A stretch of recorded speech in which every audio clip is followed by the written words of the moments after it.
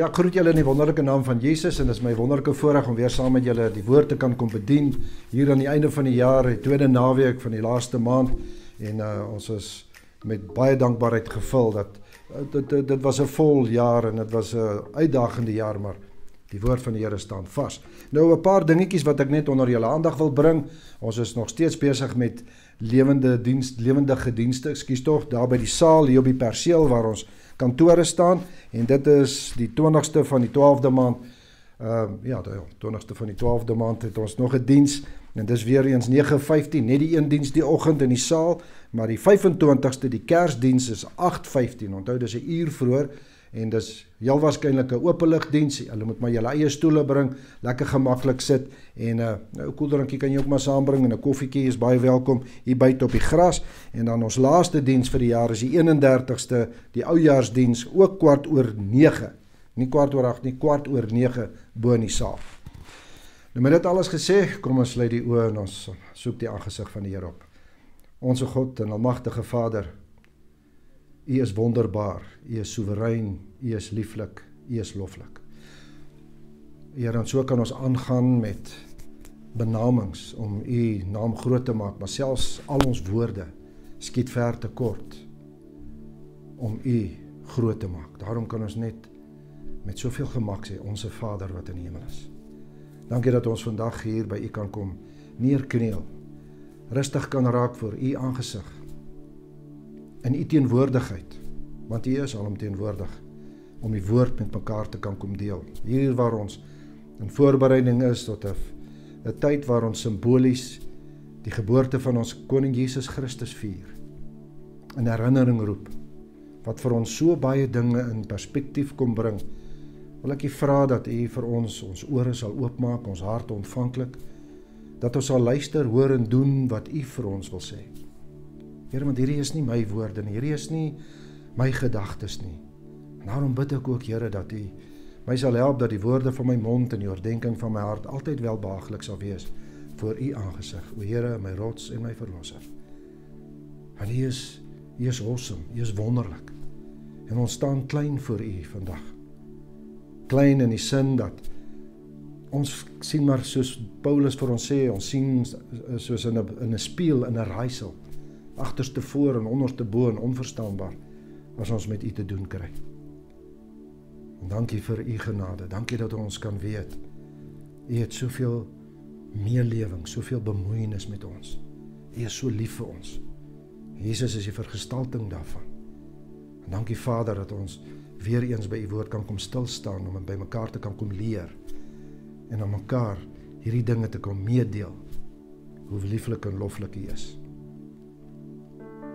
Ons loof en prys U wonderlike naam, vir U grootheid en U goedheid, wat U aan ons openbaar. Amen.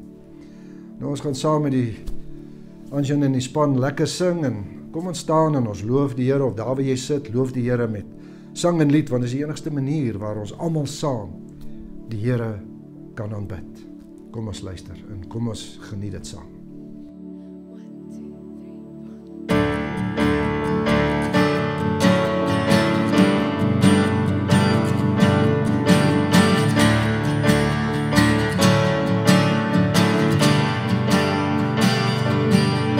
Kom alle getrouwen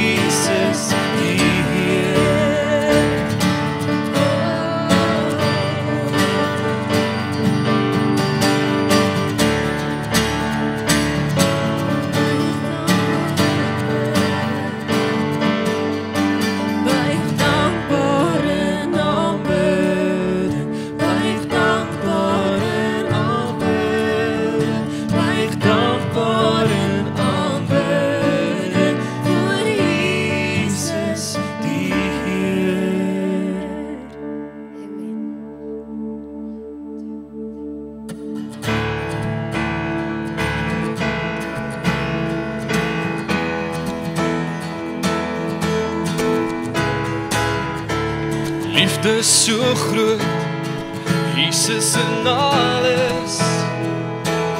Ek sien 'n flits van die hart, 'n biljoen jaar, steeds sal ek uitsing. Hoe kan ek U genoeg prys? Hoe kan ek U genoeg prys? U is die Heer almagtig, hele oortref die sterrestelsel. U liefde soos die wildste waters, niks kan vergelyk. Die skepping roep uit na die Redder. Ons leef vir die lof, daar's niemand hoor, in hemel of aarde. Ons God van wonders U heers, ons God van wonders U heers. U is die Heer almagtig, U lig oortref die sterrestelsel. U liefde soos die wildste waters, niks kan vergelyk.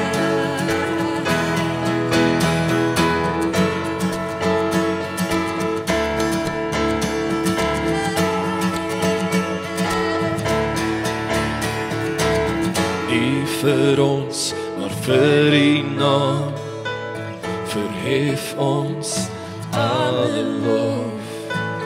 Nie vir ons, maar vir U naam, verhef ons alle lof. Nie vir ons, maar vir U naam, verhef ons alle lof. Nie vir ons, maar vir U naam, verhef ons alle lof. U is die Heer almagtig, U lig oortref die sterrestelsel. U liefde soos die wildste waters, niks kan vergelyk.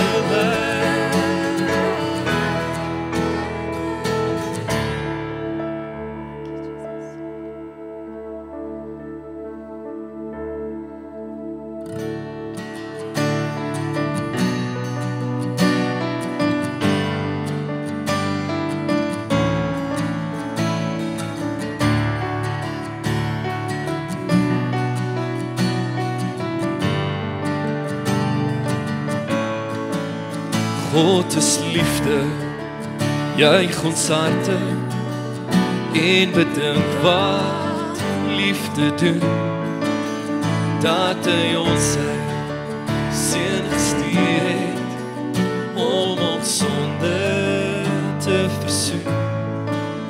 Hy wat eerste lief gehad het in liefde ons vergeef. Nou kan ons uit God gebore, uit die bron van liefde leef. Uit die bron van liefde leef. Uit die bron van liefde leef.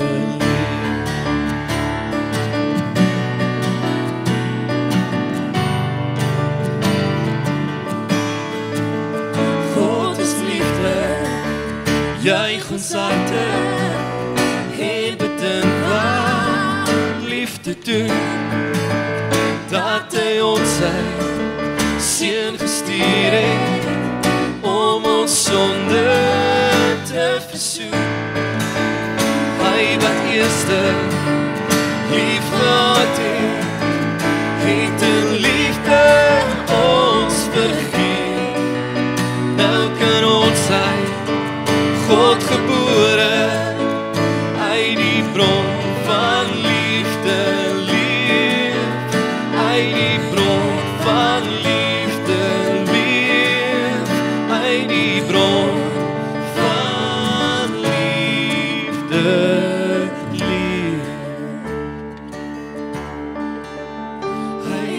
eerste lief gehad het, het in liefde ons vergeet. Nou kan ons uit God gebore, uit die bron van liefde leef, uit die bron van liefde leef, uit die bron van liefde leef.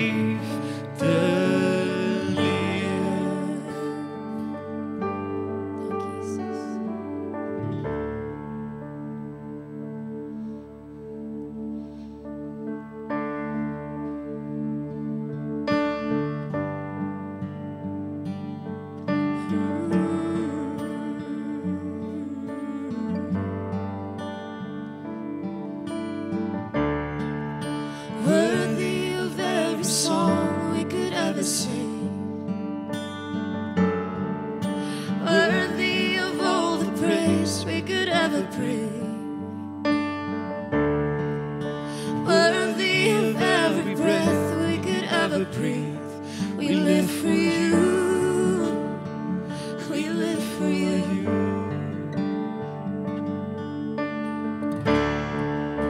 Jesus, the name above every other name. Jesus, the only one that could ever save. Worthy of every breath we could ever breathe. We live for you, we live for you. Holy, there is no one like you. There is none beside you. Open all my eyes in wonder. Show me who you are and fill me with your heart and lead me in your love to those around me.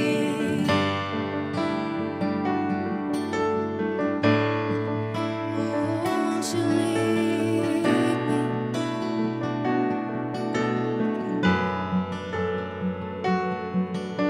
And I will build my life upon your love. It is a firm foundation, and I will put my trust in you alone, and I will not be shaken, and I will build my life upon your love. It is a firm foundation, and I will put my trust in you alone, and I will not be shaken. Holy, there is no one like you. There is none beside you. Open up my eyes in wonder.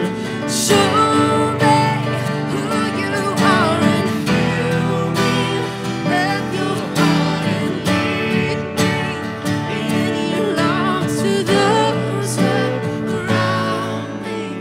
Holy, there is no one like you. There is none beside you. Open up my eyes in wonder. Show me who you are and fill me with your heart and lead me in your love to those around me.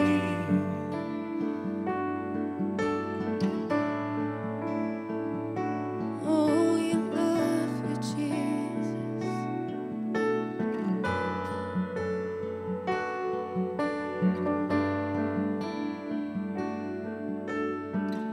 Nou ja, dankie vir die liedere wat ons gesing het, Ansjon in die span. Dit was regtig pragtig en dit het ons weer meegevoer dat ons saam kan sing en saam die Here kan loof.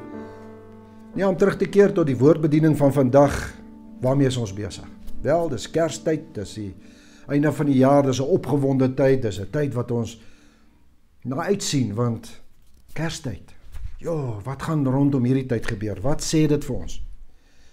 Maar dis ook 'n tyd waar ons nou bietjie, veral hierdie jaar 2020, en ek weet toe ons in die begin van die jaar gekom het, was daar soveel woord wat uitgegaan het, dis 'n jaar 2020, double blessings, wow, is amazing, en as ons hier na die profetiese goede kyk, het ons opgesien, en skielik toe is daar 'n inperkingstydperk. 'n Tydperk wat vir ons sê, wow, ons gaan vir julle sê wat julle moet doen, wanneer julle moet gaan, wanneer julle moet sit, wanneer julle moet inkom, en dit gooi die hele appelkar om, en ons Kerstyd tot nou toe, of ons tyd na Kersfees tot nou toe, raak vir ons so 'n bietjie vaag, en 'n bietjie nie so duidelik, en nie so helder rooi, soos wat ons dit onder normale omstandighede sou gehad het, en soos in die verlede nie. Want tot nou toe is ons dinge nog relatief ingeperk. Ons kry weer nuus van moontlike tye wat ons moet versigtig wees, want ons moet nou nie by mekaar kom, ons kan nie die feestyd vier soos ons graag wil nie, want hier is nou weer 'n oplewing in die besmetting van hierdie virus wat rondgaan. En dan staan ons en dink, maar is hierdie God van ons werklik betrokke by ons? Het hy werklik meegevoel met ons? En ons prentjie van Kersfees raak so bietjie skeef en so uit fokus uit. Nou, so julle klompie jare gelede loop ek 'n ou kollega, 'n vriend van my raak, wat saam met my gewerk het op die myne, en baie opgewonde, en ons nooi mekaar toe uit, en ons gaan drink toe uiteindelik, ek en hy en my beterste helfte saam, 'n koppie koffie, en ons gesels, en natuurlik, nou, waar wat jy gedoen, waar was jy, hoe het jy tot hier gekom, en ek vertel vir hom my journey met Jesus in die afgelope ruk, en hoe ek hier in hierdie stad beland het, en hy sê toe vir my ook, nee, maar hy het ook so iets met die geestelike bedryf te doen. Ek is toe baie opgewonde, en ek ken sy geskiedenis, en van sy familielede wat ook in hierdie bedieningswêreld is, en begin opgewonde raak oor, wonderlik die Here vir ons dinge oopgemaak het, en die dinge wat ons hier deurgemaak het, en hoe groot God is, en hoe die Ou Testament en die Nuwe Testament vir my nuwe betekenis gekry het, en hy kyk my so aan, en hy steek sy hand so in die lug, en hy sê vir my, ek wil jou net hier stop, Boeta. Ek wil net vir jou een ding sê, die God van die Ou Testament is nie welkom in my huis nie, maar die Jesus van die Nuwe Testament is meer as welkom.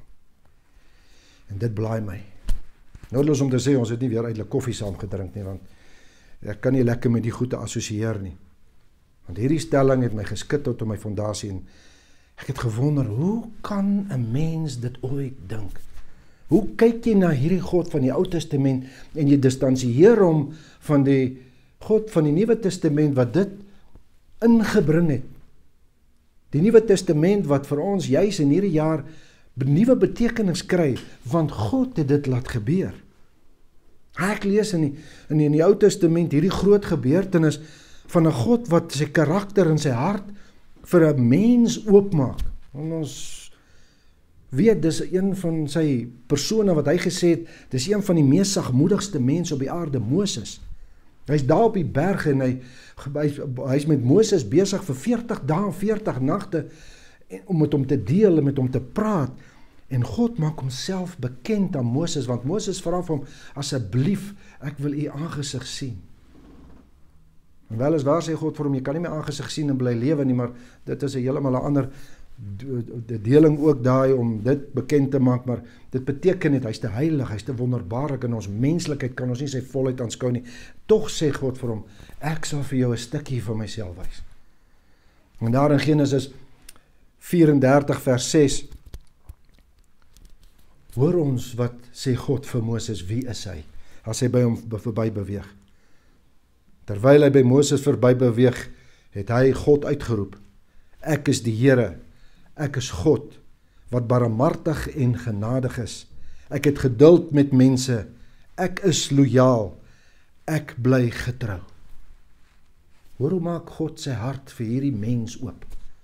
Nie net vir hom nie, maar vir u en my vandag, hier ook, maak hy hom oop en sê, maar ek het meelewing met jou, en ek wil, die woord waarop ons klem lê vandag, is daai, ek is 'n God wat barmhartig is.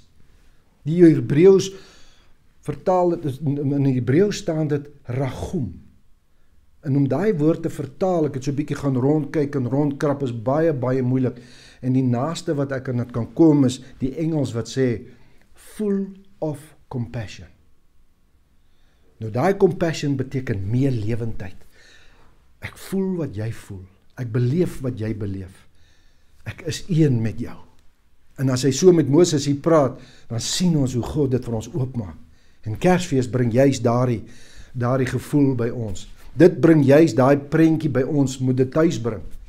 Maar ons sit baie keer van ons met 'n verkeerde prentjie, omdat ons 'n verkeerde konsep het van wie hierdie God is. Want hierdie ou vriend van my hoor net van die Ou Testament, van die wreedheid van God. Die oorloë en dit wat daar plaasgevind het, die pest en pla wat onder die Egiptenare plaasgevind het, maar ons gaan kyk nie na wat agter die kap van die by lê nie. Dan sit ek en jy nie baie keer met hierdie verkeerde prentjie van God en van wat Kersfees vir ons moet saambring nie. Ek wil net verder op hierdie punt ingaan oor God se betrokkenheid met sy mense daardie tyd met die volk wat hy uitverkies het, maar ook onthou altyd wat hy met die Israeliete aangevang het en met die Israeliete deurgemaak het 'n definitiewe invloed op jou en my lewe vandag.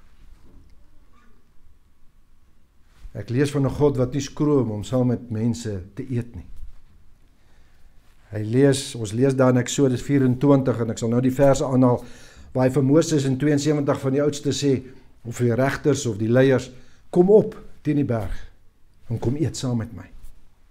En hierdie leiers klim op en daar staan, hulle het God gesien en hulle het die vloer onder sy voete gesien en dit was blou safierstene. Nou ek wil dit amper my verstout om te sê, God nooi hulle in sy eetkamer of sy kombuis in om saam met te eet en sy vloer is van safierstene gemaak. Nie sommer 'n goedkoop kombuisvloer nie, of eetkamervloer nie. Hoor wat sê Eksodus 24 vers 11, nadat hulle saam gaan sit en eet, het hy sê, maar hy het sy hand nie na die uitgesoektes van die kinders van Israel uitgestrek nie. En hulle het God aanskou, daarop het hulle geëet en gedrink. Daai stukkie sê, onthou wat ons nou gesê het van Moses, wat gesê het, jy kan nie my aangesig sien en bly leef nie. Hy wou hulle nie kwaad aan doen, hoewel hy hulle harte geken het. Hierdie eet saam met God was 'n vreedsame samesyn gewees. Hoewel hierdie manne wat mense is, wie is ons as mense? Ons is maar 'n onbetroubare klompie mense. Ons is maar onsekere klomp. En ons weet wat die Israeliete gedoen daar in die woestyn. Hoe het hulle God telke male so diep teleurgestel. Maar nie net hulle nie, maar ek en u ook. En dit moet ons aanhoudend van mekaar altyd herinner en mekaar by mekaar roep en sê, hoorie, kom ons gaan sit net weer en kyk, kom ons gaan praat net weer oor hierdie goed, want hierdie God van ons is 'n wonderlike God. Is 'n God wat meer lewende gevoel met ons het. Kersfees getuig daarvan. En ek wil nog 'n verhaaltjie net met julle deel oor net om weer God se meelewendheid met die mensdom. Hoe krom en skeef en kokka hierdie mensdom ook is uit te lig. En hierdie is een van die mooiste verhale waarop God se barmhartigheid getoon word. En dis die storieetjie van Jona. Ons ken almal Jona en die vis. So ek gaan nie baie detail daarop gaan nie, maar Jona word geroep om een van die grootste vyande van Israel na sy stede toe te gaan om daar 'n boodskap te gaan bring. God sê vir Jona, gaan sê vir hulle, oor 40 dae gaan ek julle vernietig.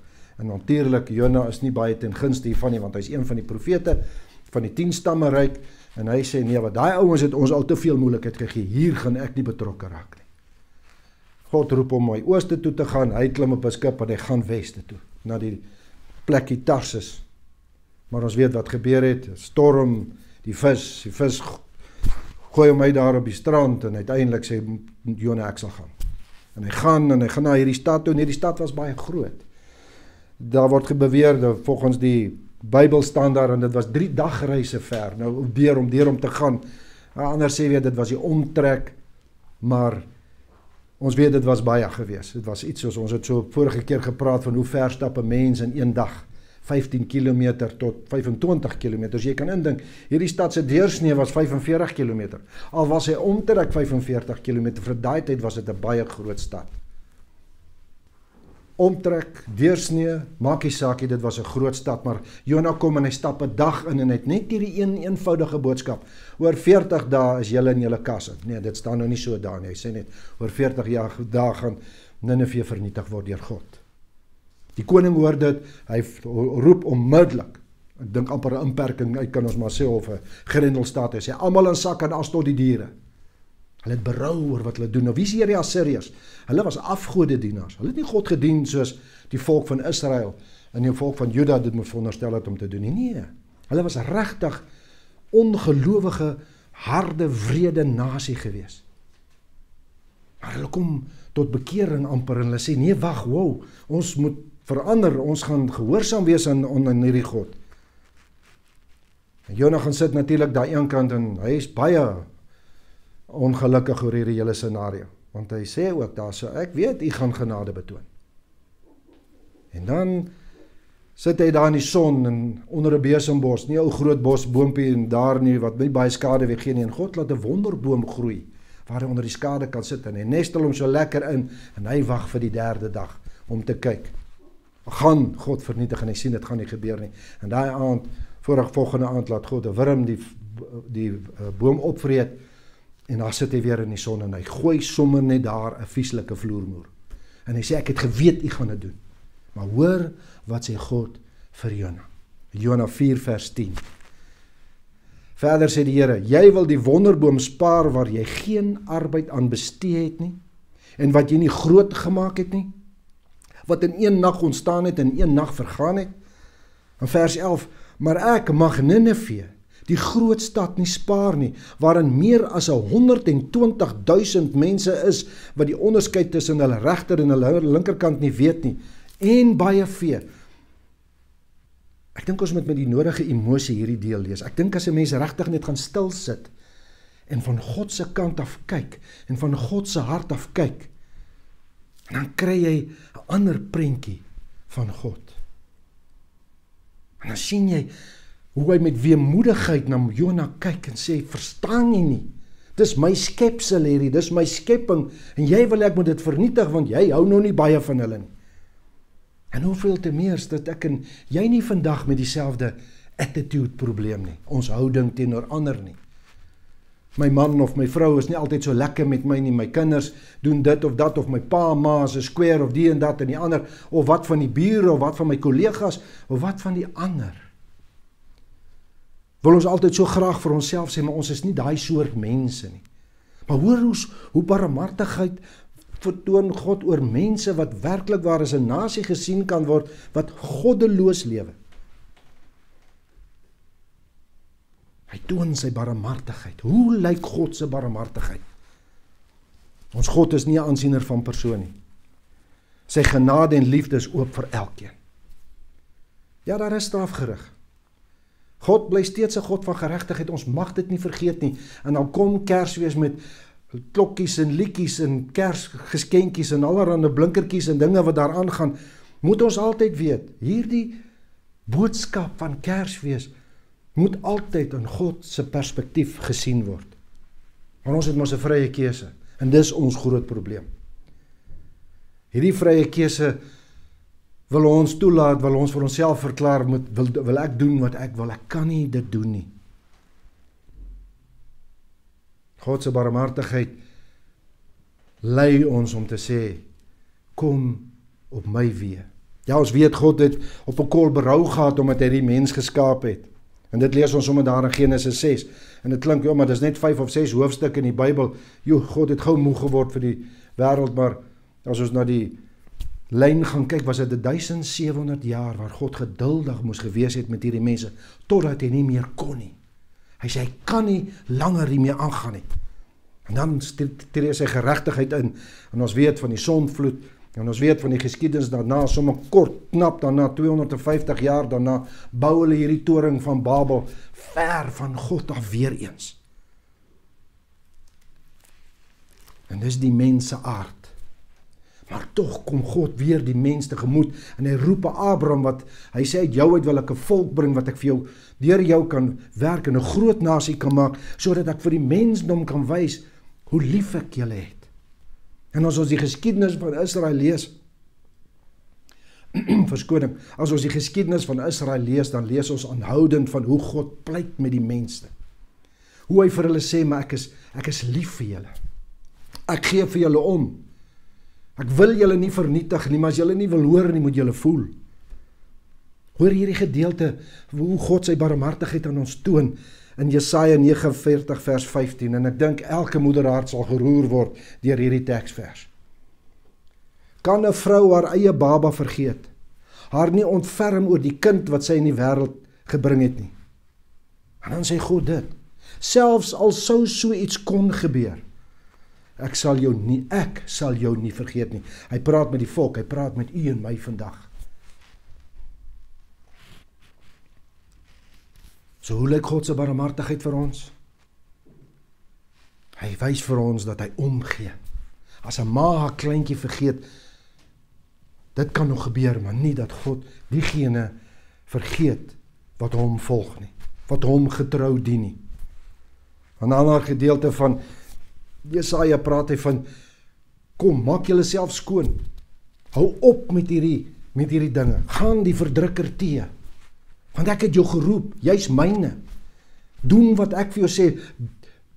Dra my karakter dan na buite toe. En dis wat Kersfees vir ons aanhoudend in herinnering moet bring. Gereeld en aanhoudend word ons herinner, God se barmhartigheid is oneindig groot. En dit gebeur in die manifestasie van sy barmhartigheid deur Jesus Christus wat gebore word. En hierdie manifestasie van God verklaar self dat sy gebeurte vir die mensdom 'n groot en 'n geweldige impak teweeggebring het, sy bevryding van sonde. Sy hulp en bystand om ons daardeur te werk, om vir ons te sê, ek is hier, volg my. Reg deur die Nuwe Testament sien ons hierdie manifestasie van God se barmhartigheid in die persoon van Jesus Christus. En hy, die woord self, sê hierdie volgende teksverse, Johannes 3 vers 16. Ons ken dit almal. Dit is een van die bekendste verse wat ons graag aanhaal en graag herhaal. Want so lief het God die wêreld gehad, dat hy sy eniggebore seun gegee het, sodat elkeen wat in hom glo, nie verlore sal gaan nie, maar die ewige lewe sal hê. Welbekende vers. En partykeer ad nauseam haal ons dit aan, om vir ons te wys hoe lief het God ons. Maar hoor net, hoe verder beklemtoon Jesus, die barmhartigheid, die meelewing, die hartverskeurende verlange van God aan die mens, om te sê, ek wil jou nie vernietig nie. Vers 17, Johannes 3 vers 17, want God het sy seun in die wêreld gestuur, nie om die wêreld te veroordeel nie, maar dat die wêreld deur hom gered kan word. Is dit nie 'n toonbeeld van God se barmhartigheid? Daai God van die Ou Testament, wat my ou vriend, my ou kennis, nie kon raak sien nie, wat baie keer ons nie kan raak sien nie. Sy besorgdheid oor ons. Jesus beklemtoon dit verder. Hy huil daaroor. Lukas 19 vers 41. En toe hy nog nader kom en die stad voor hom sien, het hy daaroor gehuil. Ja, ander twee teksverse, Matteus 23:37 en Lukas 13:34 sê Jesus baie passievol, baie emosioneel. En partykeer lees ons dit sonder emosie en gaan ons nie daardeur, maar kom ons kyk so 'n bietjie hierna en hy sê, Jerusalem, Jerusalem, jy wat die profete doodmaak en die boodskappers stenig wat na jou toe gestuur is, hoe dikwels wou ek jou kinders bymekaar maak, soos 'n hen haar kinders onder haar vlerke bymekaar maak, maar julle wou nie. Kyk die moederhart van God. Kyk die besorgdheid van God, sy meelewing. En ek partykeer ons as mans verstaan dit nie so lekker nie, maar dis hoekom hierdie twee teksverse van die moeder wat haar kind vergeet en hierdie moeder en vir my so dinamiese vers is om God, so Godheid te wys. Hy is nie 'n manlike chauvinistiese God nie, hy's 'n ouer God, wat albei partye saam in hom is, om daai totale ouerskap na ons toe te bring. Nog gepraat van kinders en kykens wat so onder 'n vlerk inkom en jy net partykeer seker maar die kykentjie so bietjie nader gekap as hy bietjie lastig is en daar kom pik op die kop ook gegee. Dink ek altyd aan my kinders, wat ek so 'n bietjie meegehelp het in hulle opvoeding, so van agteraf. En dan het ek altyd vir hulle gesê, dit maak my seerder om julle hierdie pak te gee, as wat jou boutjies brand. En natuurlik, toe hulle groter en ouer is, en 'n bietjie meer astrant is, het hulle vir my gesê, nie jou boude wat gebrand het nie, dit was myne. Maar ons weet, dit gaan nie oor 'n bout wat brand nie, dit gaan oor 'n hart wat seer is. 'n Hart wat breek, omdat jy daai tugtiging moet toepas. Daarom het Jesus oor hierdie stad gehuil, want hy het geweet wat gaan met daai stad gebeur.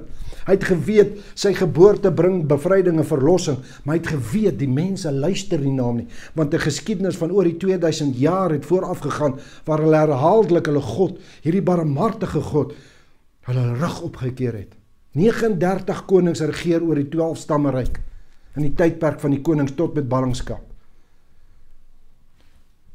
Net 7 konings doen die wil van God oor daai volk in Israel. Nou staan hy hier en hy huil oor 'n stad, want hy weet, dit is nie die einde nie, maar hy manifesteer in die God se barmhartigheid deur daar te sê, hy sê, hier staan ek. Ek is die weg, die waarheid en die lewe. Hy sê, ek is die Alfa en die Omega, kom na my toe, almal wat vermoeid en belas is. Hy huil oor hierdie stad, hy huil oor hierdie Jerusalem, hy is emosioneel betrokke by hierdie mensdom, wat hom die rug toekeer. En dit is hoe God se barmhartigheid lyk. Sy seun wat staan en sê, Jerusalem, Jerusalem. Maar sy seun wat ook by 'n vriend se graf staan, Lazarus, en ook huil. En ook hulle jammer kry, omdat hulle kortsigtig is, en nie sien die groter prentjie nie, en nie besef, wie is by hulle nie. Hierdie afwagting, of hierdie advent na Kersfees, hou vir ons geweldig baie in. Bring ons nader en nader aan hierdie grootheid van God, veral in hierdie tye waarin ons leef, modern en gejaagd en stres en allerhande siektes en pest en pla wat ons nog net beleef in hierdie COVID ding, wat deesdae opskop of oppop, en ons elke dag challenge, elke dag uitdag. Waar staan ek in hierdie verhouding met God? Wat beteken dit vir my? Dit bring vir ons die volheid van God se barmhartigheid so in ons gesig, so in ons teenwoordigheid, die geboorte van Jesus Christus. 'n Kind is vir ons gebore. Maar ons moet ook altyd onthou, elke Kersfees, hoewel dit net 'n simboliese herdenking is van Jesus se geboorte, bring vir u en my, vir ons, 'n geweldige verantwoordelikheid. Dit is ook 'n aankondiging van 'n verwagting van God ons Vader, wat hy van ons verwag. Wat hy van sy kant af doen, en wat gaan ons van ons kant af doen, u en ek. Dit is 'n geweldige verantwoordelikheid. En ons moet onthou, die woord het vlees geword en oor ons kom woon. En Hebreërs 2 vers 17 bring dit vir my so duidelikheid. Hulle vermoed dit was Paulus wat hier geskryf het, maar hy bring dit vir my so duidelikheid. Daarom moes hy, Jesus, in alle opsigte aan sy broeders of die mensdom gelyk word. Hoor hierso, sodat hy 'n barmhartige en getroue hoëpriester voor God kon wees, om die sondes van die volk te versoen. Vers 18. Omdat hy self versoek is en gelei het, kan hy die help wat versoek word. Dit is wat Kersfees vir ons kom bring, vir ons kom sê. Jesus wat gekom het en alles deurgemaak het wat u en ek deurmaak. As ons weer net na sy geskiedenis gaan kyk en na die 4 evangelies gaan lees wat hy deurgemaak het in die tyd wat hy hier was, kan ons nie vandag sê, maar u verstaan nie. U het nie begrip nie. God het volle begrip. Hoekom het hy vir Moses gesê, ek is die Here God, vol van barmhartigheid, of 'n barmhartige en 'n genadige God. Want hy was hier. Hy het tussen ons gewandel. Hy het meegemaak wat ek en u meemaak. En dit is hoekom dit vir my en jou so belangrik is, dat ons hierdie konsep reg verstaan. Hierdie volbragting of volbringing van God se barmhartigheid in Jesus Christus, wat kom sê het, ek is saam met julle in hierdie ding. Ek het van die hemel af neergedaal hiernatoe om mens te word, gebore as 'n baba, om saam met julle hierdie ding te maak, sodat julle nie kan sê, maar u verstaan ons nie. Paulus roep ons verder op, om hierdie beeld, hierdie selfde karakter en persoonlikheidseienskappe van God mee te leef. In Kolossense 3 vers 12 lees ons dit.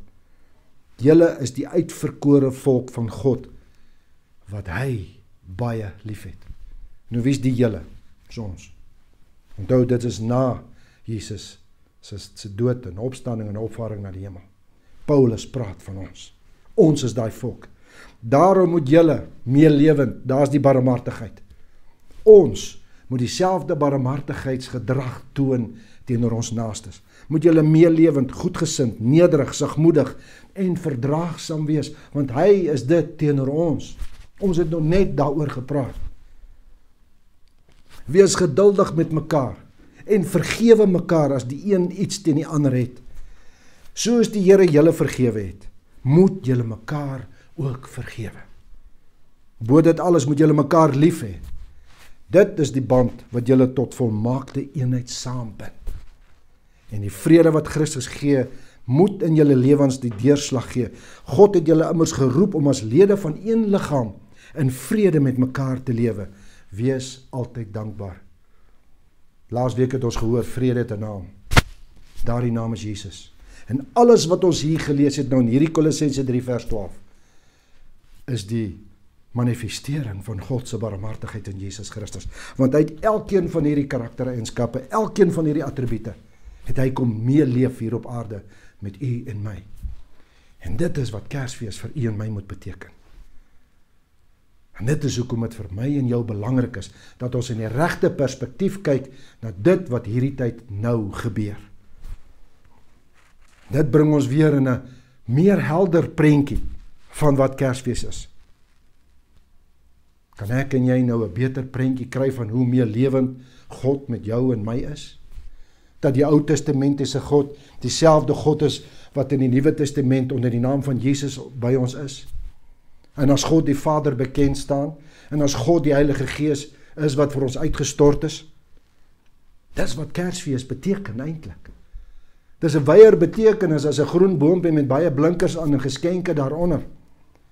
As 'n oomie met 'n boepen soos ek, met rooi kleertjies aan en 'n rooi neus en 'n hoedjie op die kop, wat veronderstel is om rond te ry en geskenk uit te deel, meer as dit.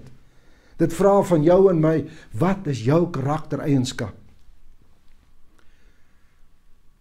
Hoe meelewend is ek en jy met mekaar? En as dinge in ons begin werk, dat ons vir mekaar omgee en vir die minder bevoorregtes, en dinge werk in ons harte, weet, dis die Heilige Gees wat in ons harte werk om dit te doen. En dit moet nie net met Kersfees wees nie.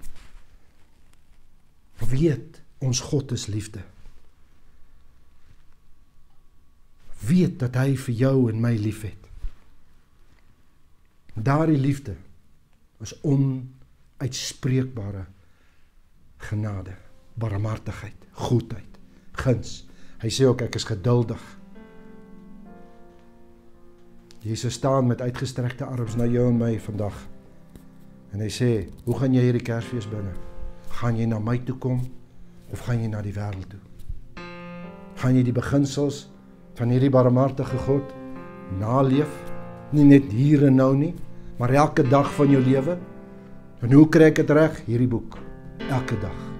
Hoe kry ek dit reg? My knieë, elke dag. Voor hom, tyd met hom spandeer. Want dis hoe ek 'n verhouding bou, om te verstaan, wat beteken ragum? Om te verstaan dat die God van die Ou Testament is suiwer liefde, onsagwekkende liefde. Elke emosie wat jy en ek kan ervaar, weet hy van, ken hy van. Kom ons gee onsself oor aan hom. Kom dat hierdie advent tydperk na oploop na Kersfees vir ons 'n nuwe betekenis kry. en vir ons 'n totale nuwe omwenteling in ons lewe bring vir elke dag van die jaar wat voorlê. En so wanneer ons nou na die volgende lied gaan luister, laat ons rustig raak in ons binneste en reflekteer, hoe verstaan ek, hoe is my prentjie van God?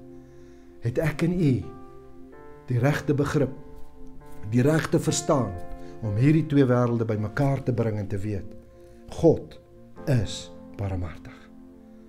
Amen.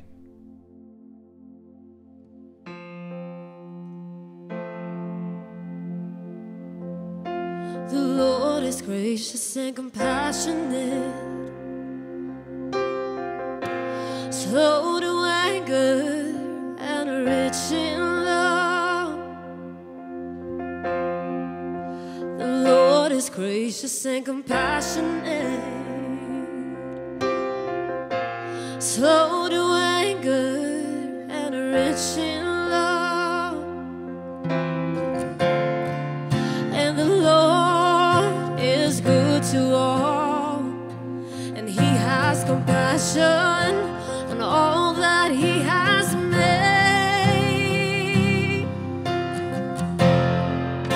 As far as the east is from the west, that's how far He has removed our transgressions from us. As far as the east is from the west, that's how far He has removed our transgressions from us. The Lord is gracious and compassionate, slow to anger and rich in love. The Lord is gracious and compassionate, yeah. He's slow to anger and rich in love. And the Lord is good to all, and He has compassion on all that He has made. As far as the east is from the west, that's how far He has removed our transgressions from us. As far as the east is from the west, that's how far He has removed our transgressions from us. So praise the Lord, oh my soul. Praise the Lord, oh. Praise the Lord, oh my soul. Praise the Lord. So let all my life tell of who You are, and the wonder of Your never-ending love, Jesus. Let all my life tell of who You are. You're wonderful and such a good Father. You are wonderful and such a good Father. So as far as the east is from the west, that's how far He's removed our transgressions from us. So praise the Lord, oh my soul. Praise the Lord. Praise the Lord, oh my soul. Praise the Lord.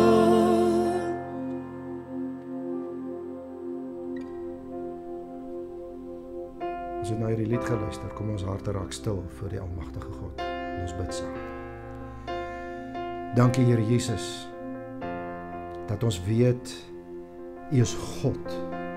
Hoewel U mens geword het en op hierdie aarde gewandel het, hoewel ons dit beskou rondom die idee van Kersfees, dat ons nou die regte perspektief het, dat God het soveel meegevoel met ons, soveel meelewing met ons, soveel verstaan van ons kan dit nie eens besef nie.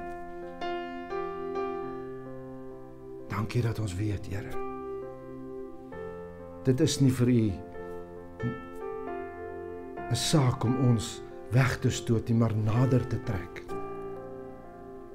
Soos wat U oor Jerusalem daai tyd gehuil het, glo ek huil U ook oor ons vandag in hierdie moderne tyd, waar ons hierdie eie vrye wil het en ons wil dit net misbruik na ons eie vermoëns en ons eie manier.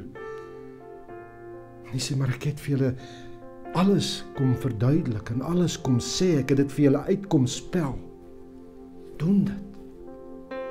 Hierdie herinnering wat ek vir julle bring en hierdie feestyd wat weer 'n herinnering van my af na julle toe bring, bevestig dit. Doen dit op die regte manier. Ek is lief vir julle.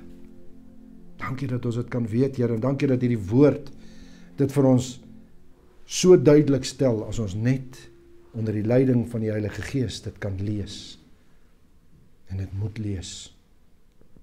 Ek loof en prys U, Here, en ek vra dat U met ons elkeen sal wees in hierdie tyd, dat U ons sal beskerm, behoed en bewaar, dat U ons gedagtes sal oopmaak, dat ons in hierdie tyd met die regte perspektief sal kyk en weet, ons God is groot en goed.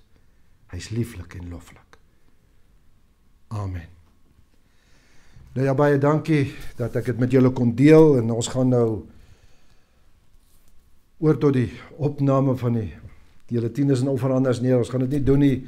Daar is dingetjie wat hier op die skerm verskyn, of hier op die skerm verskyn, daai zapperkode, of julle kan net dit gaan inbetaal. Maar baie dankie vir julle bydraes. Dit maak vir dit ons moontlik om voort te gaan met hierdie woord, en dat ons oor die lig kan gaan en hierdie woord wêreldwyd kan versprei.